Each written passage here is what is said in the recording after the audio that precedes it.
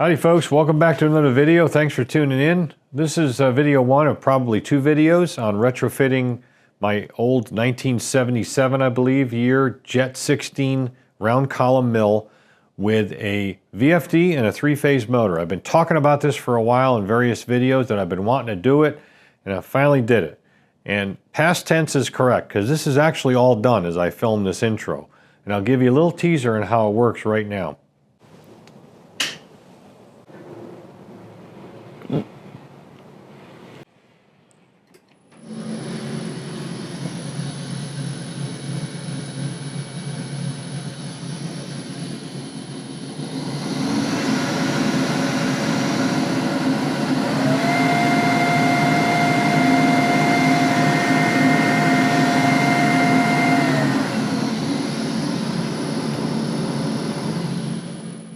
But that's all you get at this point.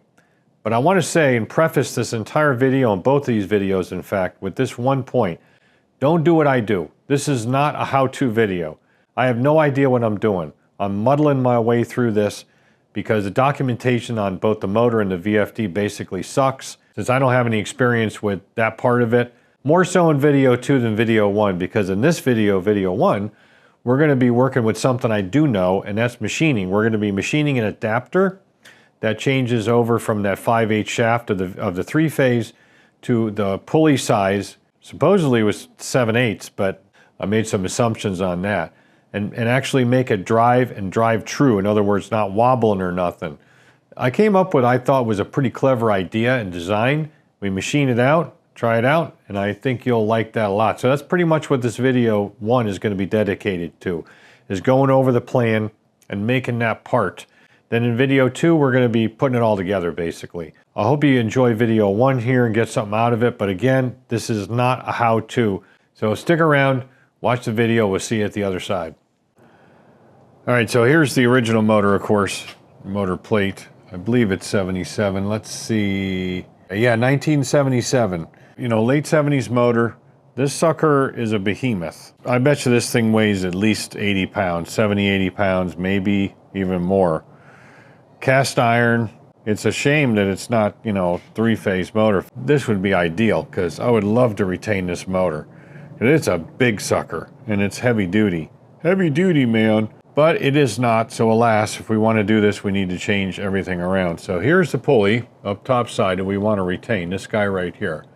Now the main problem with this is the shaft on the motor is keyed, and I assumed that the pulley was too. But the pulley is not keyed.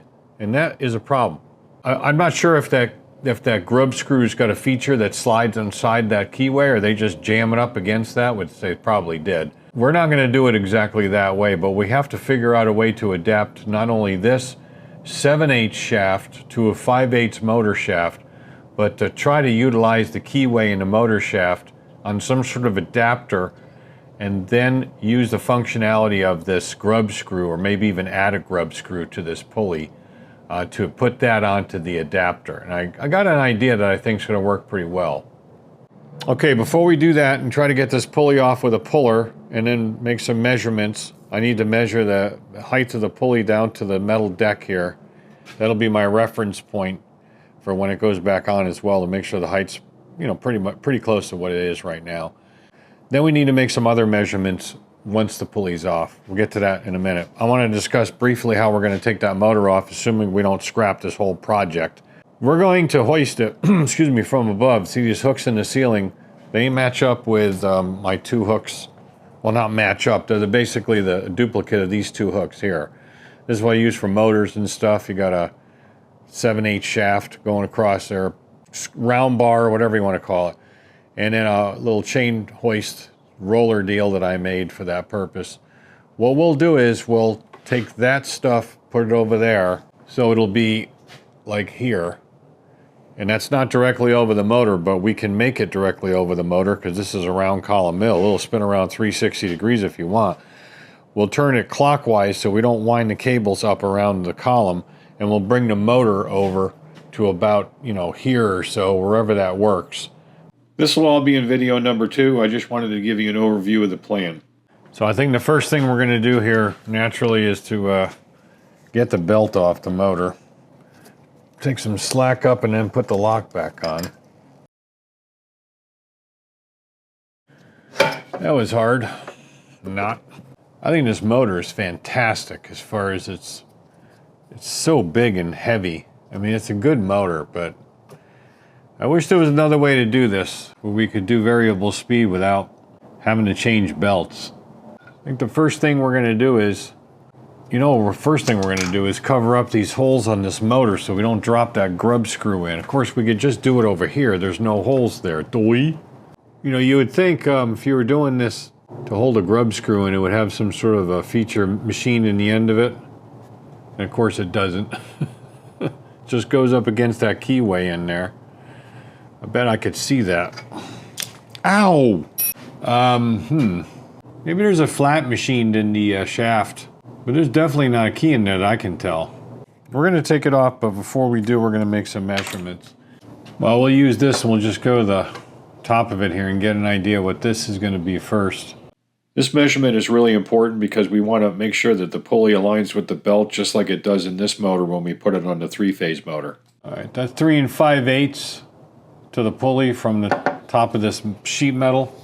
Just a 16th difference over here, so I'm not surprised, it's just sheet metal. Close enough. We'll go with 3 5/8 with a plus or minus a 16th. I found a little piece of round bar here that will give us a reference that I can kind of jam in there, and it will pick up this edge right there where this thing is sitting between the plate. It's close enough. Now we want the bottom of this thing, so essentially we're going to be doing it this way. Bringing that back in. This measurement gives us a reference between the top of the pulley and the top of the motor plate, so we can actually drill the holes for the new motor off the mill in the Grizzly drill press. So 6 1/4 inches from that plate to the top of the pulley, because I got to make sure that, I'm pretty sure that the reach of that motor shaft is pretty much the same as this one. But we got to make sure that we got enough overlap with that pulley and that adapter I'm going to have to make and the 3-phase motor shaft achieve the appropriate height of this pulley, so it lines back up to everything else. So that's why I figure make more reference measurements than I need, and then we won't have to worry about it later on and have to guess. Guessing is going to get us in trouble. So 6 1/4. We'll go write that down. We'll go ahead and see if we can use a puller here. A little overkill, but it's this next size I have down too small, and it's a triple, which would be nice. Yeah, because the damn pulley is so far down in there. I don't know, let's try it. At least we get it moving, might help out. We can always put a spacer in this one, maybe, to get it to come out, or stick down. Oh, it's coming up, no problem. I didn't think it would be that tight. I have a little piece of round bar in there that making up the difference. Yeah, that's exactly what they did. I'm looking at, I'll show you here in a second. They just put that grub screw right down into the keyway on the motor, which is kind of a dumb way to do it, to be honest with you. But it's the way they did it, so we're not gonna do that again. Ow! I'm smacking myself. All right.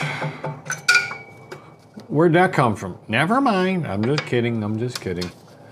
And all they did was just jam that sucker up into the keyway right there, which pretty suck-ass way to do it in my opinion, but it worked. I mean, it's a fairly tight tolerance on this. They did a pretty good job on that. I don't know why we're going metric on it, because the damn thing is listed in inches imperial on the shaft length, but what is that, 500? Just kidding. 50 mils, so it's basically 2 inches, close to 2 inches. I don't know, it kind of looks like 8 inches to me, at least that's what I tell the wife. So let's take a look at the other shaft. It's still in the box, but we can just flip it up and look at it. This one is about the same, which is what I thought. About 50 mils, so yeah, not bad at all. So you can see the difference in the shaft. The key is in here. I just tossed it in yesterday. I was playing with this, so here's your key. I believe that's a 5 mil key. if I measured it up correctly, which I probably didn't. And we definitely want to use the key on the adapter.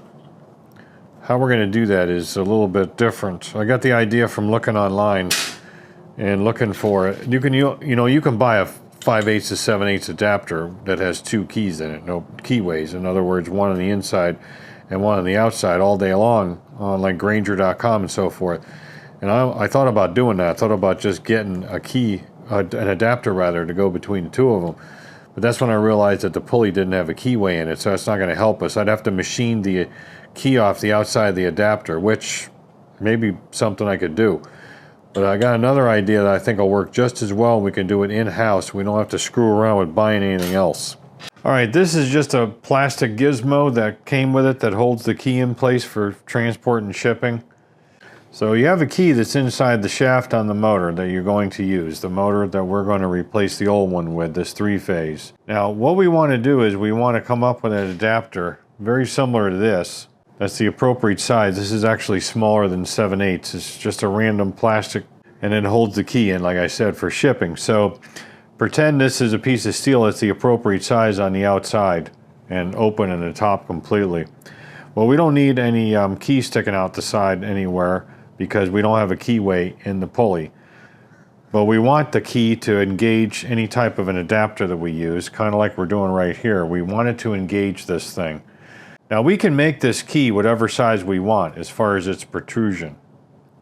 Or we could leave it exactly the same.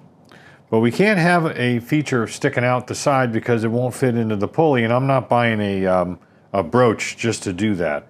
That would be a solution, but I'm not buying a brooch. So what if we took a piece like this, let's say it's a piece of steel, and we cut a slot in it. We put it in the mill, and we milled the appropriate width slot in it. I wish I had 3D drawings to show you, like CAD and stuff, but I don't. Now let's say we took this and we machined an oval slot, kind of like this. See if I can get it as straight as possible.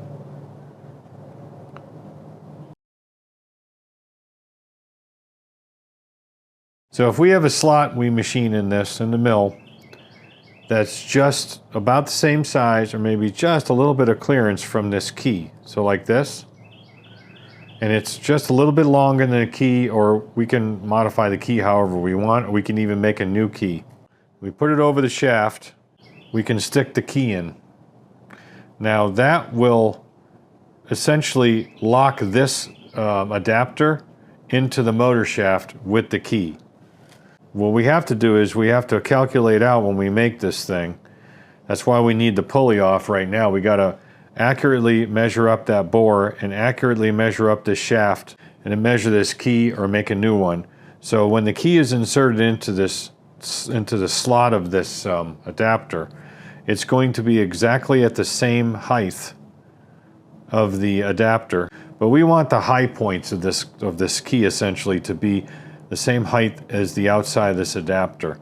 That way the pulley can slip over without any interference. I'm not sure if we're going to actually put the grub screw over top of this key or not. I think we might. But if we make this slot where this thing comes out, if we have to make a new key because we're consuming real estate on the thickness here, because this is designed for a 5/8 shaft with the appropriate amount of stick out of the key.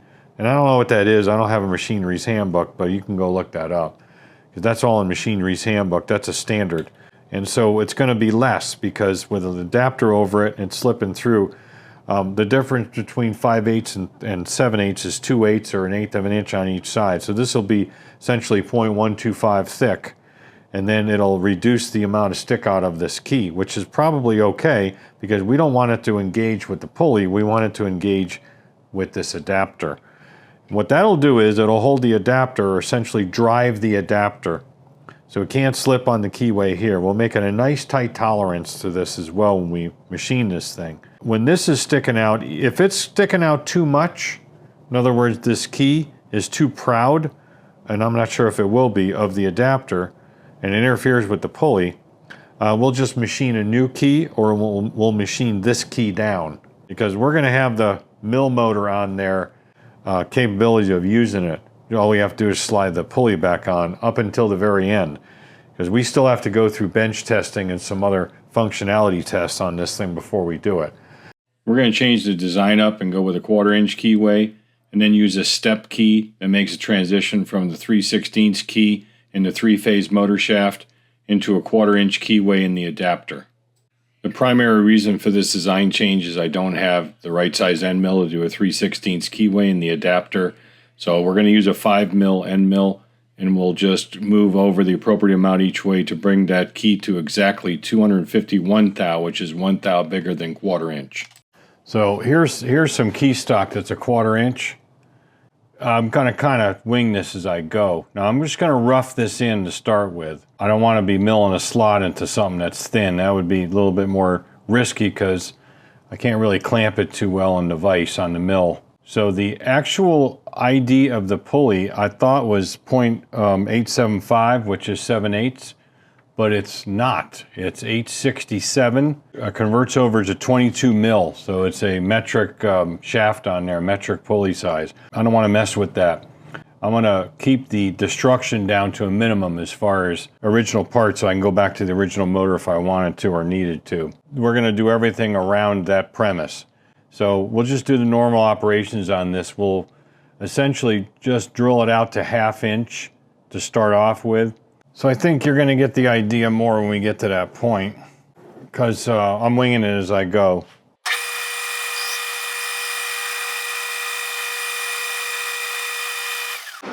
This is 1045. I think I mentioned that before. The one complaint I have about these Interlude containers, they don't squeeze out the material worth a damn. I mean, it's like wicked constipation type thing. Really sucks. All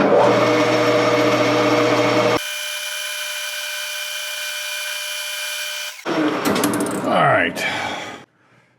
Okay, the ultimate length of this thing going to be 50 mil, so we're going to drill it out to a little over 2 inches.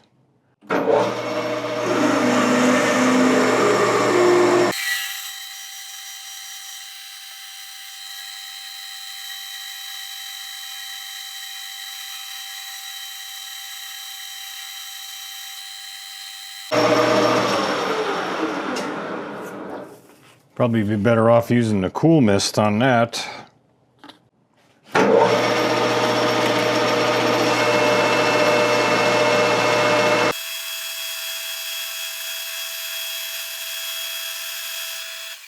That'll work. She's hot. I dialed in 100 thou, but I don't know, I just did it quickly. It's 892, so it's still above where we need to be. That's fine for roughing out, so a 1/2 inch, 892. Now we take it out, put it in the mill, find the center, you can do our normal stuff, and we'll go ahead and we're gonna plunge into it, right into that 1/2 inch diameter, and we're gonna make that keyway. It's not gonna matter if it's an interrupted cut for what we gotta do. That's not gonna be a problem. As far as boring it and stuff, shouldn't be a problem with this material. Otherwise I'd say, well, if it was hard, wish it was, but if it was hard, then I might be a little bit more concerned about it. This stuff's not that bad. Off camera, I just turned the whole thing down to the same size. That way I have good sturdy fixturing for tool pressure.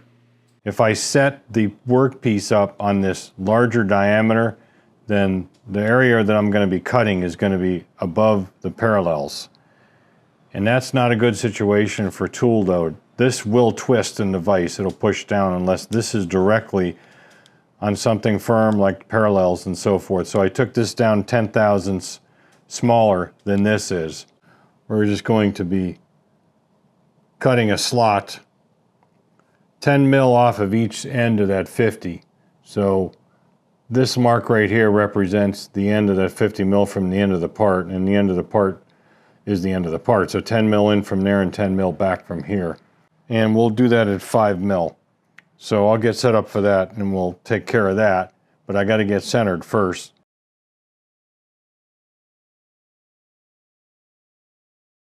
And of course, as usual, there are side projects going on while I'm working on one other thing. In this case, I'm working on this little toy truck for my grandson as a Christmas present. I know Christmas is past. We don't see them until January 5th, so this will work out.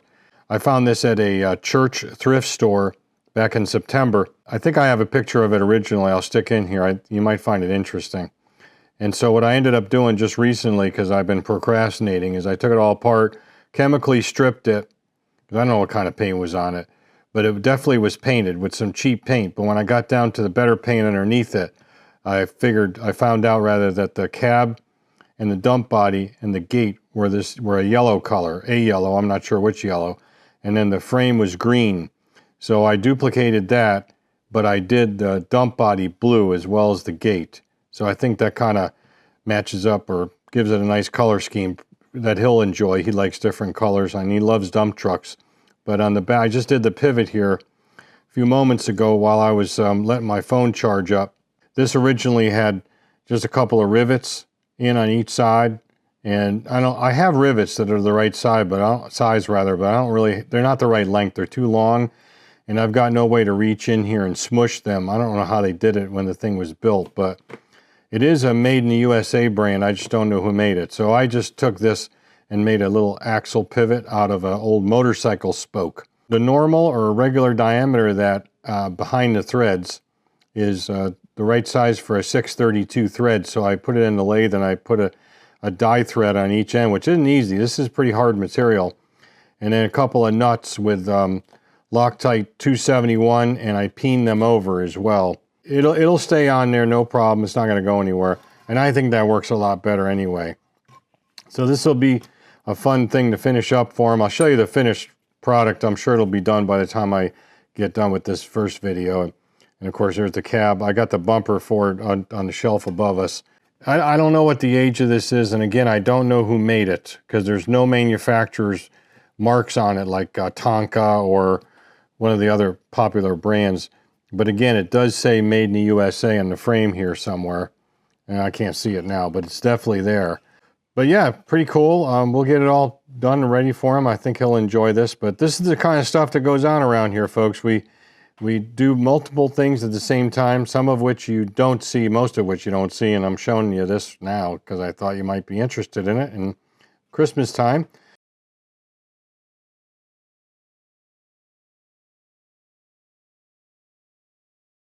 So let's move on with the other deal. It's about right there.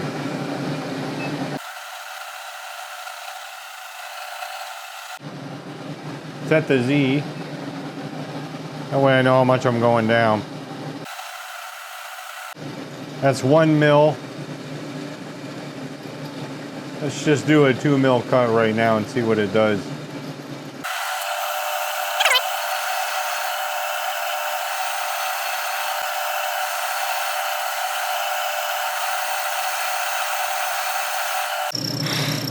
Make sure I did that right in my head.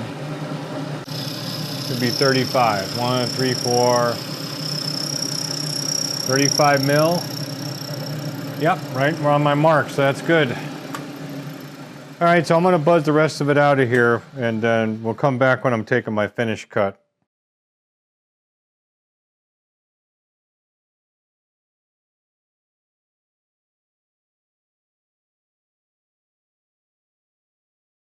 This is gonna be the finished cut on both sides here. I am going to, actually, you know, I should probably just measure the slot, but it should be right where I think it is.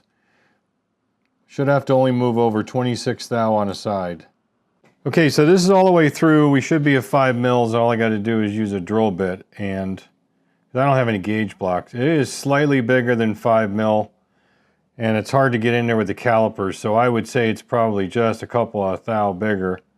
You know, this mill ain't the most accurate thing on the planet. So I will move it over 24 thou on a side, and then we'll try the key and just give it a little bit of a fit. We want a little clearance fit on that, but I don't want it to be too cray-cray. And I don't want to climb mill this little cutter, so I'm going to take this first pass from the left to the right. That way I'm not climb milling, so I'll be pushing the table in. I'll be moving the table that way, so I'm conventional milling. And then on the way back, we'll move it back to 0 and then go 26.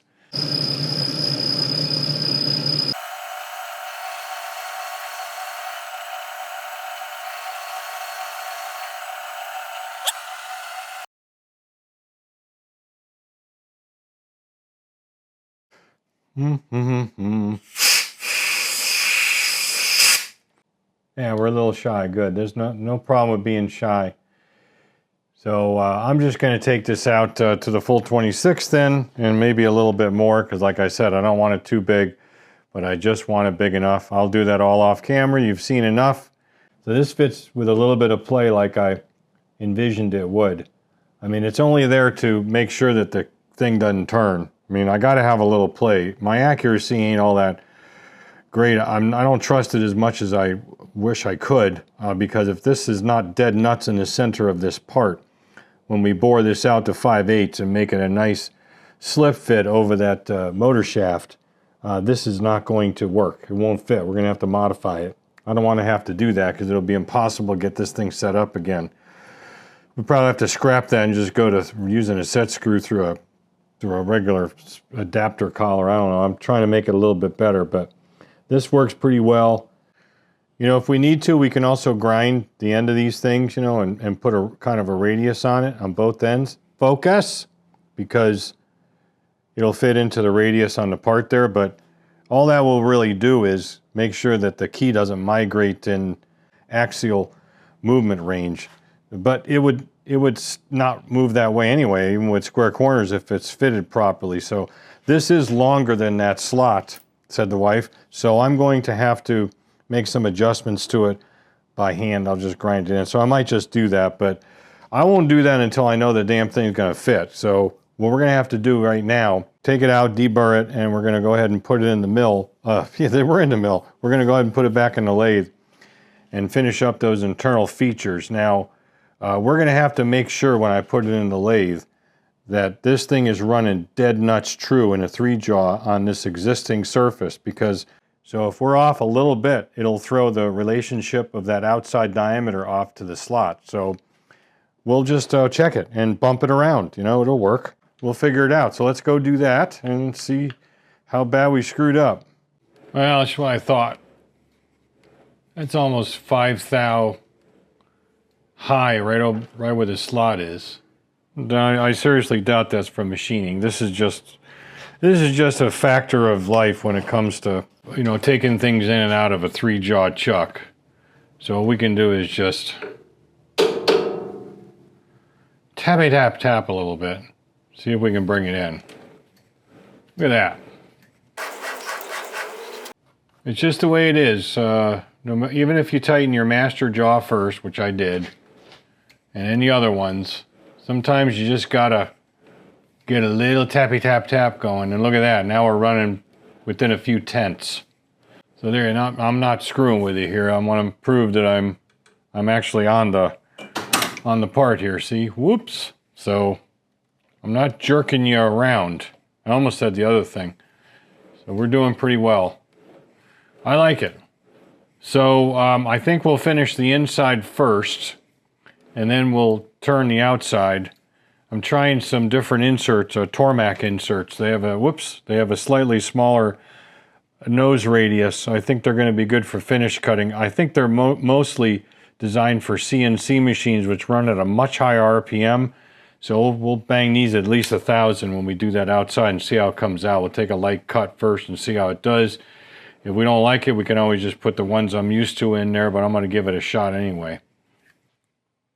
Okay, doke, I'm all set up. Got the tool depth set, and I got a new insert in this little boring bar. And we'll see how it works. I checked that it's on center, and we're lined up parallel with the workpiece. I'm just going to go up until we almost hit the tool holder against the work, because I've got it set for depth for that reference.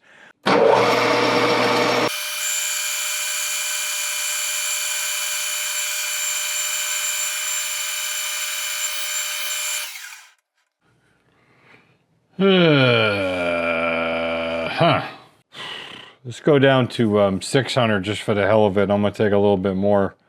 This bar, unfortunately, is just not very rigid. I have another boring bar for this size range of hole that I forgot I had, so I didn't use it, but we do eventually use it later on.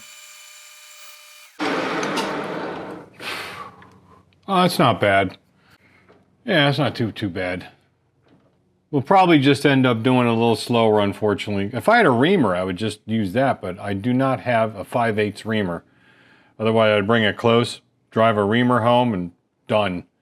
We'll probably pick it up at the finished cut, and then we'll, I don't know, we'll do some at that point. I guess we'll have to test it and then part it off and then work on the key.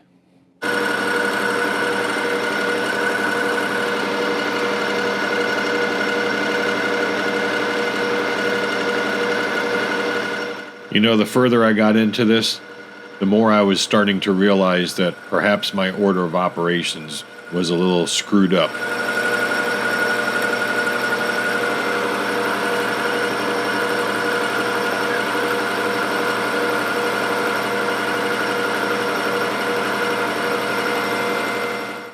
All right, so we are exactly at 625 plus or minus a couple of tenths, 5/8. All the way through.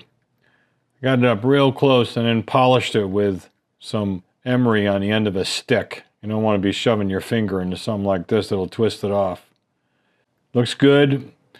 I remeasured the shaft with the same micrometer, this 1-inch mic, and it shows a half a thou under 625. So this should just slip on. This is exactly 625. And I don't really think you can get too much better than that. But I'm going to, off camera, just do a little chamfer on this. We are going to put it back in to part it, but I want to test it first. Well, you know what? We're not going to be able to take it out. We will absolutely lose concentricity between that inner and outer bore. I'm not going to be able to get it close enough, I don't think, to do the outside. So let's do the outside first, then we'll take it out, then we'll part it, because at that point, we don't have to worry about concentricity. We've already maintained it. So I'm glad I didn't loosen the jaws up. I thought about that and said, wait a minute. That ain't going to work, because we got to be able to turn this on the same setup that we bored it. I mean, that's pretty dumb not to do that, don't you think? Okay, so the OD right now is 893.5. Nope, that ain't going to work. Change in plans again. I am going to go back not only to that other insert, but to a non-biased tool holder, so straight in. I can just get close enough to the chuck to get up to my mark here to make my 50 mil length, and I've got it supported with the live center. This is the way to do it. This would have probably worked fine with those Tormac inserts had I just thought about doing some tailstock support like I am here. So we'll run it at 1,000 again, but I'm just going to take a skim pass at where it's at right now, touch off for at least a little bit, and then we'll see where it's at and see how it cuts. Yeah,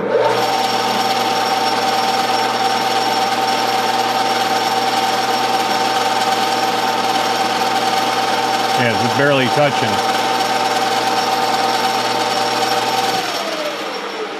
This is what I want. I want it to barely touch right there. So we're at 75, we're at 89.5.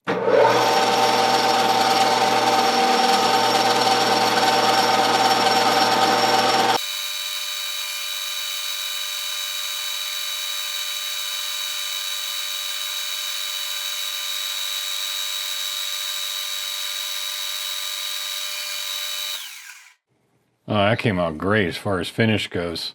I should have just done that to start with. I don't know what I was thinking. All right, 85. So I'm going to get this down to the size.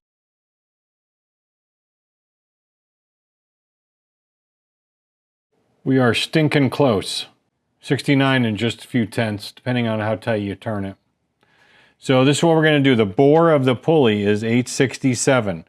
If we make this 867, it would be an interference fit. We don't want that.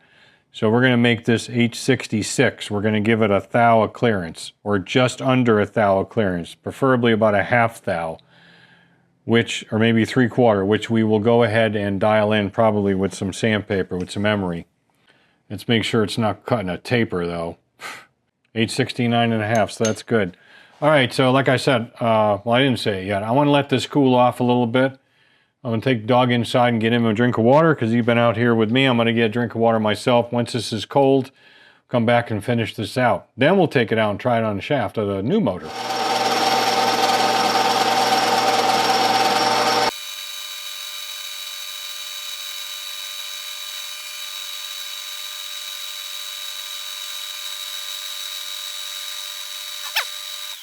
I touched. I don't want to back it across in case it moved the tool. Whoops, I bumped into the jaws like an idiot. Like a freaking newbie.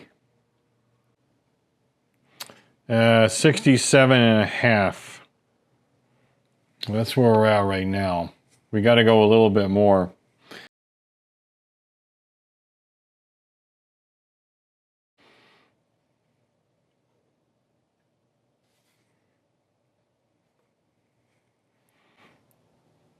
$866.5. Ha ha ha. There's your chocolate chip cookie right there. All right, let's give it the old college try.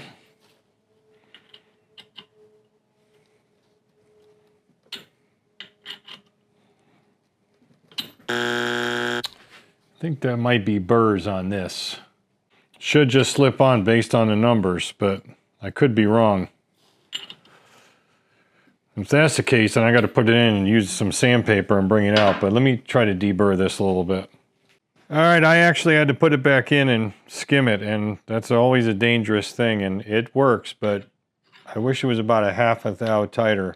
It's about the best you can do on, as I was explaining before, the lathe, these lathes, you know. Yeah, I wanted it a little tighter, but I just couldn't get it to go. All right, folks, it's the next day, and I've been doing a bunch of stuff to this off camera. I want to show you where we're at. Now, yesterday, with the last clips I believe you saw, where I blew the dimension on this collar, and I said, well, I think it'll work. We'll have to indicate it to see if it's running out of round, yada yada, BS, making excuses because I didn't want to remake the thing. But what I ended up doing was taking it and throwing it in a zinc tank, thinking I might be able to build some of that up, but we're talking like microns, and this is probably a couple of thou, 2 or 3 thou wiggle on this, which is unacceptable. I'm not going to leave it like that. That is just out of spec. So this is a scrap part now, and I made a new one. So here's the new one. I did the order of operations differently from what you saw. On this one, I did the complete turning and boring operations, and I parted it to length, and then I brought it over to the mill and I milled the slot. And that worked out pretty well. Pretty dumb to assume that this would be too thin to do that. I just did it, and that's the way I should have done it to start with. That way I can concentrate on doing a clean bore without an interrupted cut. So that was pretty stupid. And I used a different boring bar too. Instead of that thinner one, I have a slightly shorter and slightly thicker one, and that it takes the same insert as little tiny indexable inserts, but a carbide one, but it works a lot better on this. So I was able to nail the dimension pretty good. And this is how it fits on the shaft. It fits really well. There is pretty much no wiggle to it whatsoever. I can't feel any wiggle. If I put an indicator on it and maybe a few tenths, which is fine, there's got to be a little clearance in here.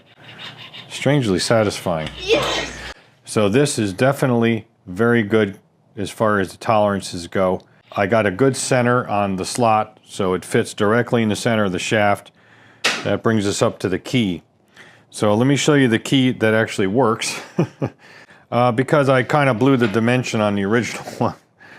That seems to be a pattern going on here. I don't know how the hell I did it, but I blew the dimension. So I just kind of milled, well, I milled both of them in the milling machine, obviously, with a 5mm cutter. But this one I paid more attention to, and I did a better job. Outside diameter here is 1/4 inch, which fits the slot. That's a 1/4 inch keyway and that. And this narrower one is the 3/16 that goes in here, or 187.5. Standard keyway stuff.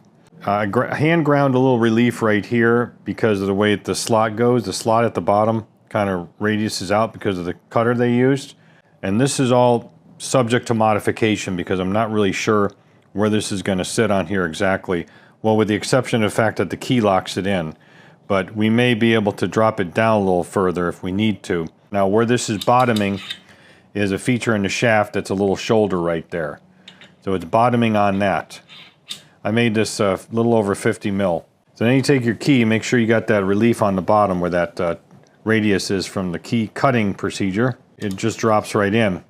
And you can also see that it doesn't stick out at all. It's actually, you can feel it, it's probably about 5 thou below the surface, because there is no key in the, as you know, from watching the earlier part of the video, there's no keyway in here. It's only a grub screw. There'll be a second grub screw over here. Here's the original one over there. The way this is designed, I ground radius or radii in both ends of the key that match the radius, the radii in the groove in the sleeve, or the keyway in the sleeve. And the key locks it in. So if you put pressure from an outside source like a grub screw down onto the key will, whoops. Oh, fudge. The key will fall deeply into the box, never to be found again, and then fall again. The way this works is, the keyway is 90 thousandths deep, and I cut it a little short as well.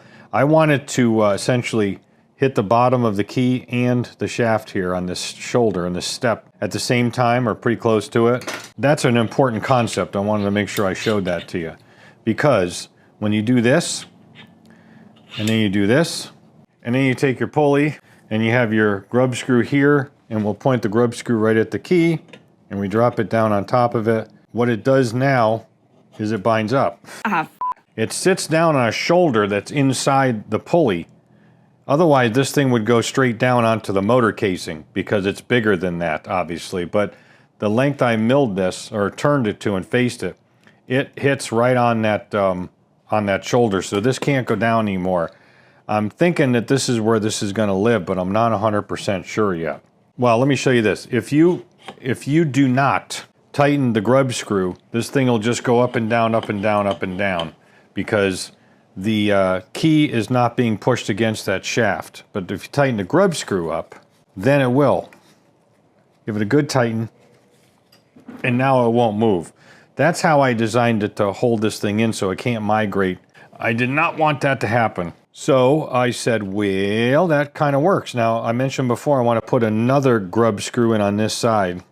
I think I'm going to do that, but I'm going to move that grub screw up much higher and use that one to go into the key, because right now this sits down the very bottom edge of the key, down by that relief down in there.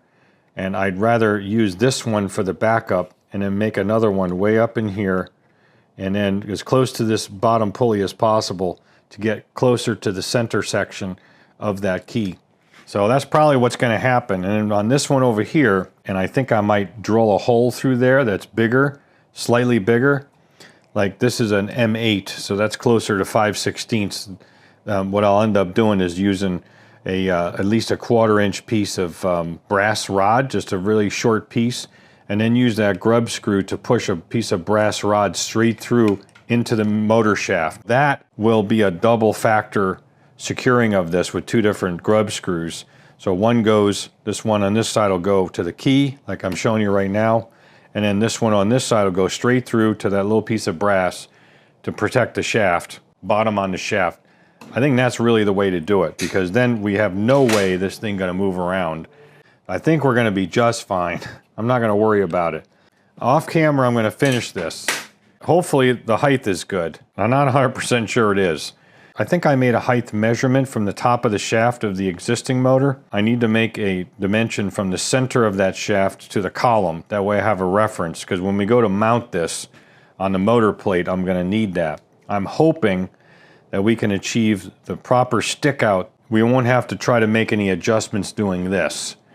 And then we'll come back probably in the next video, and we're gonna start working on the VFD, because it came in the other day, and I'm like, seriously? I mean, seriously, folks, that is the VFD. All right, folks, so that's video 1 in the can. I hope you got something out of it. Stay tuned for video 2. We'll go into the more detail as far as mounting the motor and all that crap. So if you want to see more on this, you know what you need to do. You need to stick around, like, share, subscribe, ring the bell. You get notified when I put more stuff up, like part 2 coming up probably in about a week after this one drops, and other stuff that's in the pipeline. So stick around, as I said. As always, thanks for watching. Don't just repair, restore. We'll catch you on next video.